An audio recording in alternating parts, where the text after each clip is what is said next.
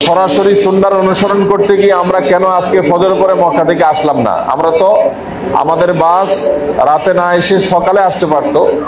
তো এটার উত্তর হলো, এজেন্সি বলছিল, সৌদি যে এজেন্ট, সে এজেন্ট বলছিল যারা এই পুরো সার্ভিস গুলো দেয় আমাদেরকে, যে তোমাদেরকে সকালে বাস দেই, কিন্তু আসলে সকালে বাস আমরাই ডিনাই করেছি। কেন? কারণ আপনারা জানেন এই যে বাস আমাদের আসার কথা ছিল 10টা বা 11টা, সে বাস আস্তে আস্তে 1টা 2টা বাজছে, আস্তে আস্তে ফজর হয়ে গেছে।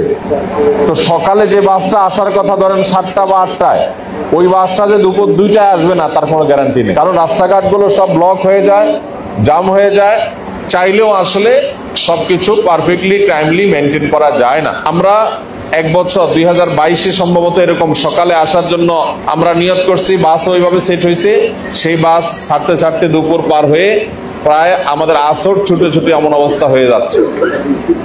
আর সবচেয়ে বড় কথা হলো যে এখন আমাদেরকে তাবুর গেটে বাস নামাই দিছে, তখন এই যে বাসগুলোর কারণে রাস্তা সব ব্লক হয়ে গেছে, কয়েক মাইল দূরে নামাই দিয়ে চলে যাবে। এবার এখান থেকে 5 জন হাজি হারায় যাবে, আরেক তাবুতে চলে যাবে, 10 জন হারায় যাবে, হজের শুরুতেই বিপদ হয়ে যাবে।